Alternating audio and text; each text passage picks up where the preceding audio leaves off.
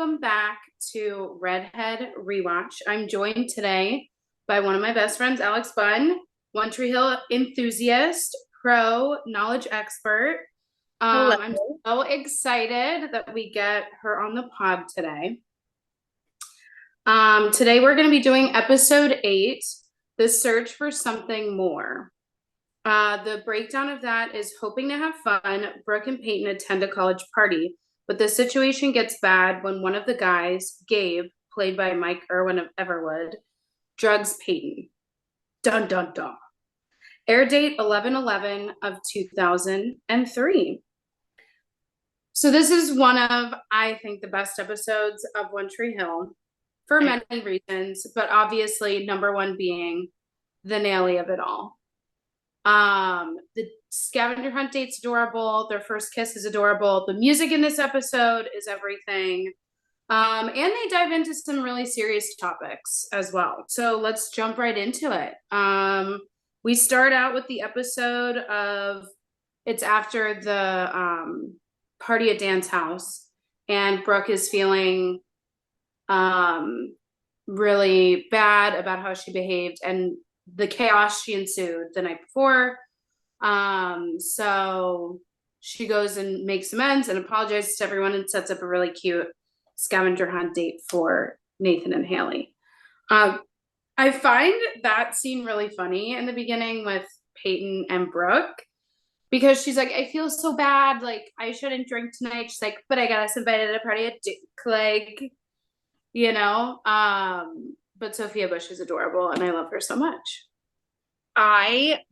So when they're in the bed talking about it, they have this conversation. Oh, Brooke, she says, I don't want to live in a world where two girls who are as hot as us can have such a lame Friday night.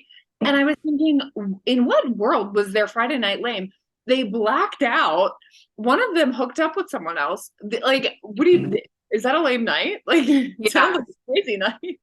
Well, and also it's like, you're like 16 and you know, like, I don't think that is considered a lame Friday night. When they cut to them at the Duke party and Peyton is like sitting on that guy's bed and she's like, oh, or he was like, oh, haha, that's why I haven't met you because you're in high school. And I looked over at her. I mean, obviously they're older, but I'm like, this girl is not in high school. Could you imagine when we were in, what are they in 11th grade? Going to a party like that? We would have looked like morons.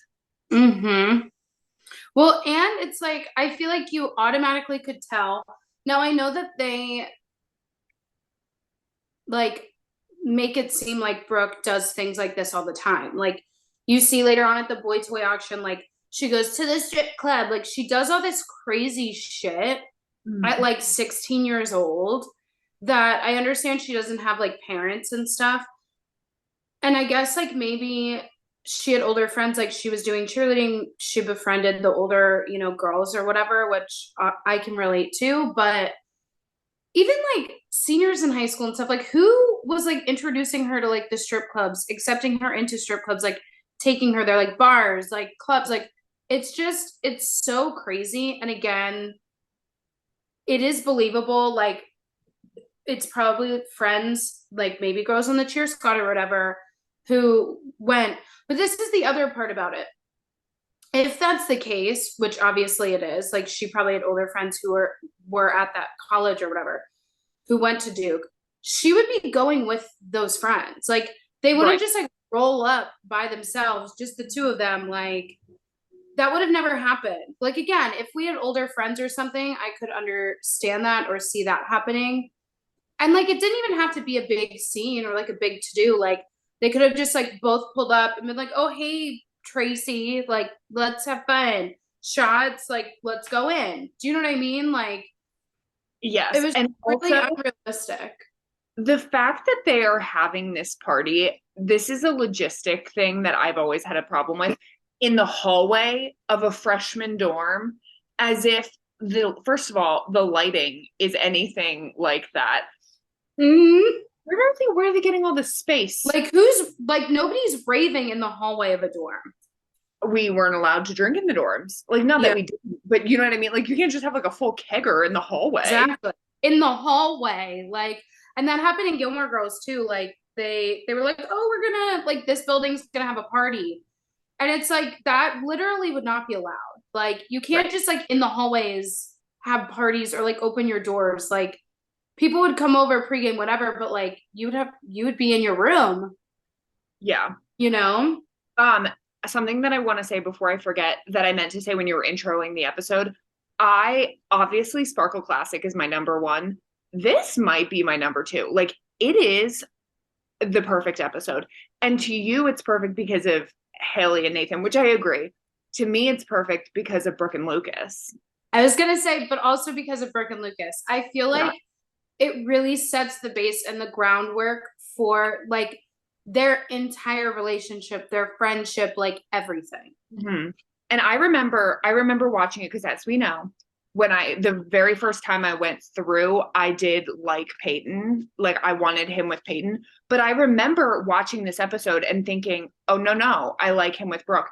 I don't know where my like plan fell apart. Like I don't know when I became such a fan of her. Yeah. But I know that I watched this the first time and every time after, like just being full Team Brooke. Yeah. Well, and I think that's something too that a lot of the times when I went back and rewatched, I forgot about that this is, I feel like the pivotal mark of the Yeah. Brooke and Lucas story starting. And it's the chemistry, it's the cute, simple, very like childlike relationship. Like it's definitely a first love relationship. Like it's just something so cute and simple that they have together. Um, that is why I still to this day, like I will fight for them through the trenches. Like I just truthfully think that the real life issues got in the way of this storyline. And the girls talk about that on Drama Queens as well. Like they told Hillary, Peyton and Jake were endgame. Like 100%. Like they were like, Peyton and Jake, that's it. So that's why their relationship, in my opinion, was so good. And I think Brooke and Lucas were going to be endgame. And then, you know, a series of unfortunate events happened in real life. And I think it really put a damper on that path, which is really unfortunate. And like, I kind of wish that they never would have like dated in real life because I truly think Brooke and Lucas would have ended up together. Now, I don't know how it would have still played out. Like, I know that Mark hated Chad Michael Murray. Like, do you know what I mean? I don't know how obviously it would have played out, but it just is like the sweetest, kindest, and like even like Lucas says later on in the season when him and Brooke start dating to Haley, like he's like, it's fun, it's easy, like it's just nice. There's no drama, there's no back and forth. There's like I feel like Peyton confuses him a lot. Yeah. And with Brooke, it's not like she's straight out like, I like you. Let's date, you Right. know? I, first of all, I'm curious if, and this is going to go into my second point, I'm curious if they would have ended up, say, Brooke and Lucas ended up together. Obviously, at some point in the show, they would have had to break them up and then put them back together, you know, season two, Nathan and Haley, whatever show. I'm curious if they would have done like a season four, how they break up, if they would have done that differently, or if they would have just kept them together at that point. Because my problem, now this is my second point, is Peyton, and I'm sure you feel this way, and I don't think I've ever said this, but she is such a shitty friend. Brooke gave her literally on a platter, like, oh, you like, I like Lucas, but I'm getting vibes you like Lucas, have him. And then she doesn't. Then she gives him a chance to have him again. Then she doesn't. And then as soon as they start dating, then she's like, oh, but I like Lucas. No, that's not okay. And then the fact that they did it again in season 3/4 is what makes me think like, I wonder if they would have done that differently had they kept them together, because they really just obliterate Peyton's character as a friend. Mm-hmm. And that's my, I mean, And obviously, almost all of my friends that I currently have now from, you know, childhood, high school, whatever, like we've been friends since elementary school, middle school. Like we've been friends for years and years and years and years. And even in high school, honestly, like we would have been friends at that point 5, 6, 7, 8 years, like the same as them. And it just blows my mind that like you said, they just really obliterate Peyton's character. And it's like after the first time it happens and Brooks forgives her, the fact that she would do it again is just like, it's so unbelievable to me. Yeah. And that's the thing too, like she's the one who kisses Lucas the second time. Mm-hmm. She's the one who kisses Lucas the first time. She goes in. And it's just like you said, like Brooke says to her like 5 different times, like, do you like him? Do you like him? No, no, no. She tells her, her from the party, because the Brooke and Lucas of this episode is coming right off the party where Peyton's like, he's too intense. I don't want to be with him. It's Right. over. I ended it with him. Like it is no longer, I will not continue ever with him. So then that's, I think, why, again, this happens with Brooke and Lucas in this episode, because she's like, oh, okay, well, Peyton doesn't want him. Well, I freaking want him. Like, he's sweet and kind. And, again, the two of them just really connect and have a cute little chemistry. And I think even in this aspect, too, it starts as a friendship. And like the scene in the car is like so cute. And so their, story is really great. I think just like the Duke scenes in general, I mean, obviously it was to have this come across of like the girls in the party and like the date rape drug and like talking about that situation, which I really loved and is a very serious thing. And I think they handled it very well. And having the girl come in who was like the med student and kind of explaining that and stuff. And like I thought that was done really well. I thought Lucas storming back in, I thought that was done really well. I like how they did that with him. So I thought the topic was covered. Like it didn't feel like Seventh Heaven. Like, you know what I mean? Like don't go to parties, like don't this and that, and I thought it tied in really well with all the characters, with introducing Brooke and Lucas, their relationship starting and all of that. And so yeah, I like how they played that. I also think it's really cute when Brooke goes around to like Nathan and Haley. Those are some of my favorite scenes too. Like when she goes up to Nathan and she's like, I'm really sorry about like the you and Haley and I'm setting this up. And he's like, I don't think she's gonna go. And she's like, well, I'll make it happen, whatever. And then I love when she goes to Haley and she's like, what's your idea of a perfect date? She goes, watching you get hit by a bus. Like, oh, funny. She's like, I can see that charm that Nathan likes about you. I thought that's like one of my favorite scenes. And I think that's kind of like the first real interaction that Haley and Brooke have. Right. And it's so funny to me, like Haley like pretty much hates Brooke in the beginning. Yep. Yes. Yeah, she definitely did not like her in that episode, but I'm trying to think back now. No, but then like later when Lucas is like back and forth and then picks Brooke and Haley's like, really? Right. Like you're picking Brooke? Like, oh, what a guy. Like, and he's like, it's just easier with her. And she's like, yeah, I heard that about her or whatever.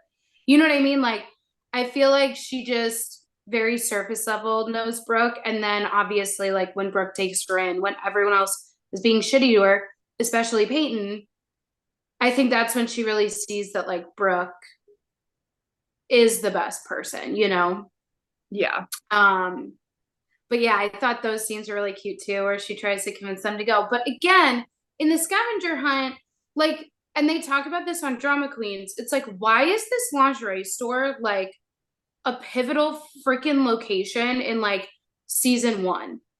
They're constantly in the lingerie store. Like, and I'm not saying like in high school you don't frequent Victoria's Secret or anything, but like it was definitely not like the thing on everyone's mind to like, let's go get some lingerie like every week. Like, do you know what I mean? And like, also, you're in high school, like, I guess Brooke's rich, so like money doesn't matter, but like, you know what I'm saying? Like, you're not just buying, like, I just thought it was always so weird. Like, Haley's bachelorette, like, that was cute. That was like a cute little thing. Yeah. I know Mark just did it to see everybody in underwear, which is gross, but I thought that was a cute, like, that was a cute situation. Like, that was an understandable situation. Um, but they literally go there like 10 times in season one. It's so strange. Also, I think that this episode is what gave me in my whole life my hero complex because when Brooke calls Lucas and he comes like running and then he's like, why'd you call me? And she's like, because I knew you would come. I like since this episode, probably before that, but definitely since this episode, like I've always just wanted to be the person that someone called because they knew Yes. they would come. Like I am Lucas. I am Lucas. I'll drop I mean, anything. I'll be there. yeah, yeah, same. Like, and even just like in general, like I always tell all of my friends and everything, like even like it doesn't matter what time it is, like whatever, like always call me, you know? Yeah. Because not everybody's like that, and like I would want that from somebody, so like that's why I always want to be that for someone. You know what I mean? Yeah, totally. But yeah, and I knew you'd call him. Like he's like, why didn't you call Nathan? First of all, I'm so glad you didn't call Nathan because he was busy with Haley. Okay. Um, but yeah, and then but like the scavenger hunt with Nathan and Haley is like the absolute cutest. And again, I think starts to really dive into like Brooke and who Brooke is, and like it's a really cute thing, and like having them read things about each other and like answer questions to get to know each other better. Like I thought it was just so freaking adorable. And I love how at the lingerie store Haley gets some socks. I know. He's like, socks, really? She's like, I went safe. And then she gets like beautiful sheer thing that she wears after they have sex. She wears like all the time. She wears it every episode in season 2. Yeah. And of course, like the first time she like takes her shirt off, she's wearing it. Just so happens, even though that day they weren't even together. So like when she got dressed, why'd you put it on? Yeah. Also, like, I don't know. I thought it was funny. Like there was some comedic relief of the college scene with Brooke with that guy who he was in something else and I can't remember. He's in Sleepover. Yes, that's right. That's right. That's right. Yeah. How can you forget that mole? You know what I mean? But I thought it was so funny when he's like, Mom, I told you not to call me. And she's like, Mom, wait, are you in high school? And she like embarrasses him. Like, loser pretends to be in high school. It was so funny. And like so Brooke Davis. Mm-hmm. But and I love too how I mean it was a little bit cheesy in this part where Lucas is like, go get your RA. And he like kicks the door in, like, okay. Calm down. But yeah, and then you know, the scavenger hunt, of course, is going too perfectly. So they have to have Tim and his friends randomly walk by.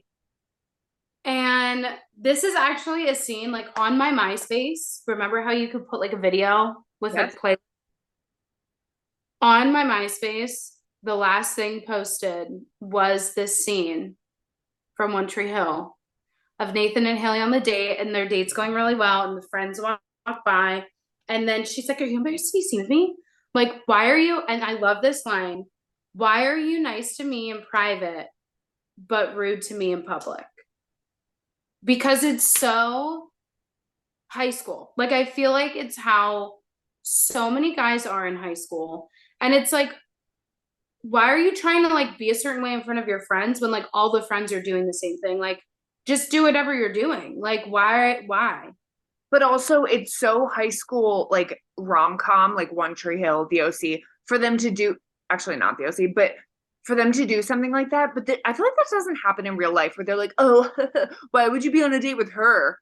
And Yeah. like, They no definitely one would would say say it that. like in front of her, like to her face like that.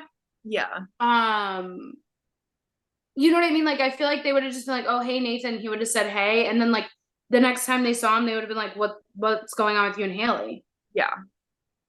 And also, why are you on the date with this girl? Her name's Haley. You know what her name is, like, Yeah. um, but and then what else? Let me look at my notes. Well, there's the Karen cooking school of it all, which I always forget is in this episode. Yes, because when Lucas gets home and he tells her, she's Yeah. like, drugs, parties, and I'm supposed to go away, to Italy or whatever.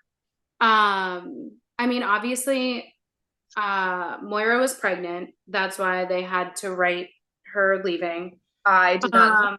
Um, like, good for Karen. I'm happy for Karen. I just thought it was like a super random and like not believable storyline. Because she never once cooks again. I had that thought. Like she goes to cooking school but doesn't cook.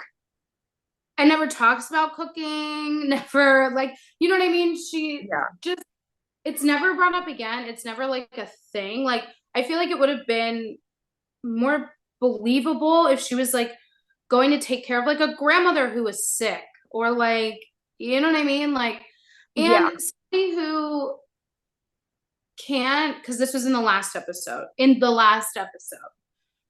their pipe burst and she fixed it herself because Yeah.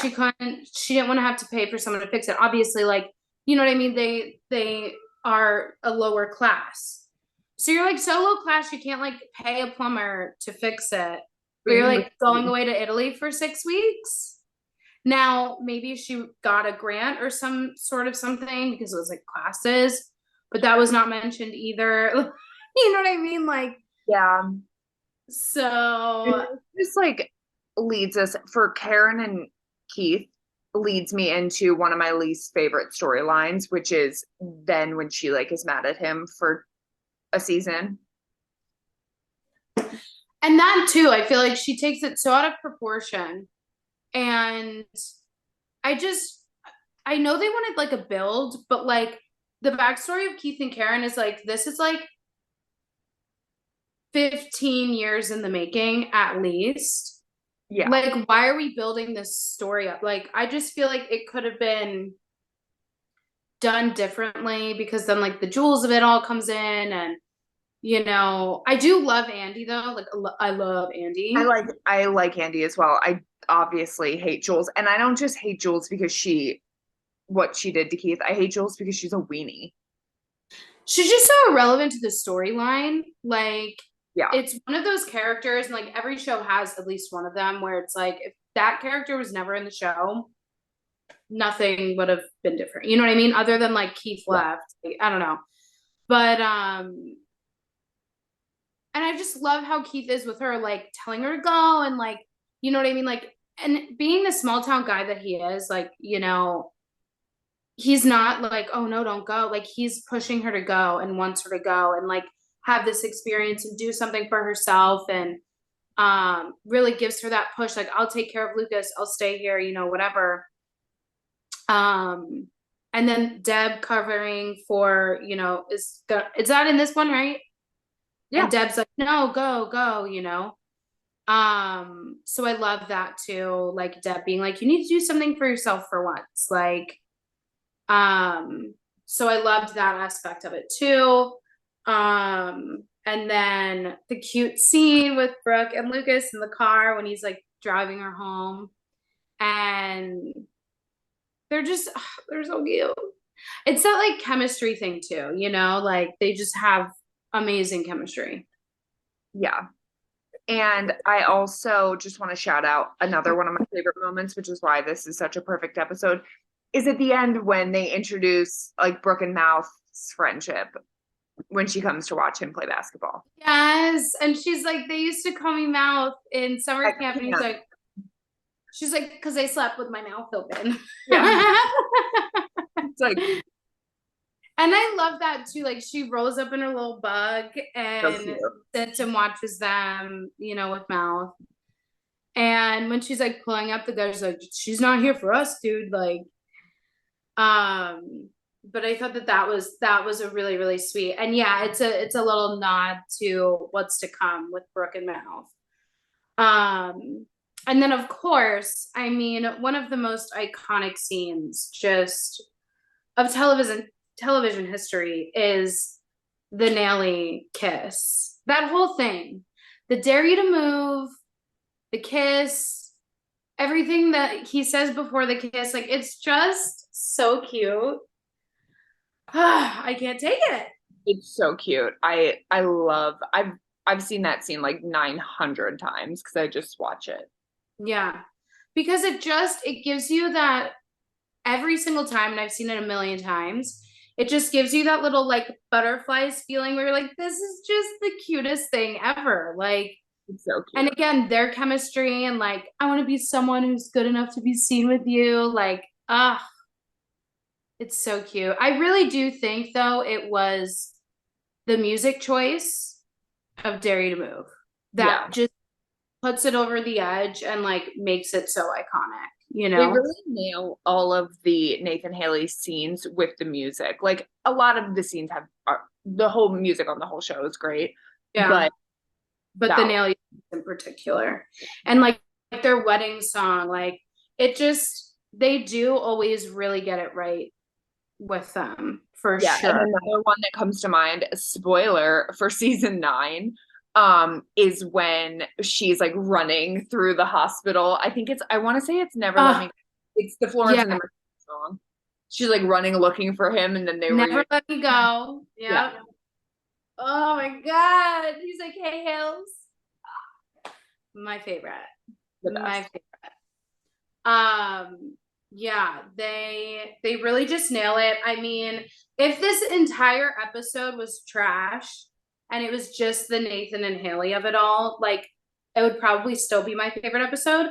But the fact that like the cute Keith and Karen-ness, the Deb and Karen, the just really good portrayal of like the college party and the drugs and the, attempt date raping and all that stuff. And it's just all around such a good episode. So It's good. a 10 out of 10 for me. And again, the music is what sets it, over the edge. And I truly do think that the amazing music choices made in the show is a piece of why the show hits so hard with everybody and gets you in your feels and your emotions. And I mean, with a song as iconic as Dare You to Move, what are we to do, Oh, and then we forgot about the iconic line when he's throwing rocks at the window, and she's like, "Are you trying to wake my parents up?"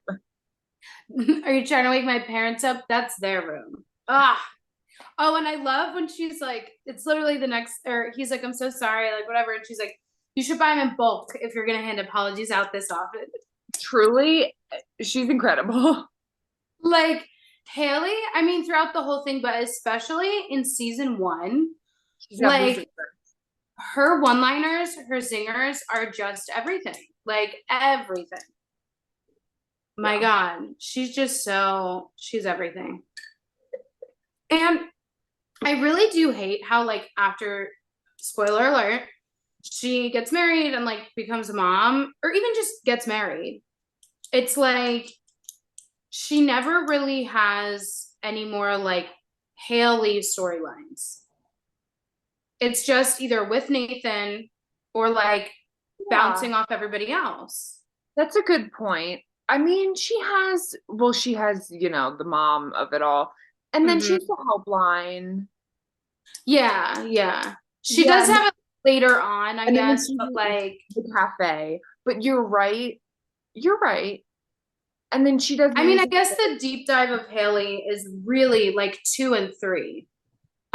Was where she had her She big had her moment. moment. With, like, Yeah. season 5 was for Brooke. Yeah. Well, yeah. I mean, I think season 1, they're kind of just introducing everyone and testing out the waters. Season 2, I feel like is just Naley heavy. Like it really dives into both Nathan and Haley as like Naley and then individually. And obviously the Chris Keller of it all. Like that's like a Haley centric season. Season 3, I would say as well, is pretty, Yeah. Haley centric and Naley centric. Or maybe it's just because I like them. Right. I'm like, it's Naley and it's Brucas, like season 3. And then Keith and Karen, which I love. But yeah, I love her one-liners and her funny shit in season 1. I don't know, and it's just how she like jumps up and kisses him, like it's so cute. It's so cute. Is there anything else in the episode that we missed? No, I think we covered the whole episode. And I mean, again, the music, like you can't really top Dare to Move. No. You can try, but it doesn't really happen. And the Boss House song, like it was all a 10 out of 10 for me. So let's do I do wanna and I don't wanna. Yes, I didn't prepare a good I do wanna be for this one. I guess I'll just say Brooke because she is a star in this episode. Oh, I know what I was gonna say. I do want to be the fact that they, even though Peyton does end up drinking, they're like responsible gals who are just going to this college party and decide, let's not drink. Let's just have a good time, which is weird. But I liked the concept of not drinking and being responsible while partying. Responsible Brooke. Yeah. Yeah. And okay, that was I do want to be. I don't want to be, date rape drugged. That's a perfect one. I don't think you could have picked a better one. Or that creepy guy who date rapes her. I love too how he was like, oh, you just don't seem like the type that listens to, this kind of music. And she was like, well, some of us can listen to this kind of music and not paint our fingernails black. Yeah. Like, relatable, how I feel. Mine would be I do want to be Naley, and I don't want to be Peyton. So similar to yours, but just I feel like Peyton, this was also like a duddy Peyton episode. Like she wasn't really in much. She was passed out for most of it and made like really poor decisions. So the only part is in the beginning where she's like whining about how Lucas hit on her, and it's like, yeah, and then the rest of it she just like passed out. And then I mean at the end they do like, I did think that was a cute scene at the end where she's like thanks and like hugs him, and then they like walk away and Brooke's like, let's go to here, I'll walk you to history or whatever. I thought that was cute. And then Nathan and Haley hold hands in public. That's important. Yeah. I always love the school episodes, like in the courtyard there. I feel like they're always just really spot on, perfect, cute, adorable. So I did really like that as well. I would say, I don't know, this might be my favorite episode. No, we both know what my favorite episode is. Ever? My number 1 ever of One Tree Hill. It's the last episode of season 3. No? No. Okay. It's the storm episode. Okay. I was your favorite scene is where Brooks yes. Brooke smacking Peyton. You love the storm episode, yes. The wind that blew my heart away.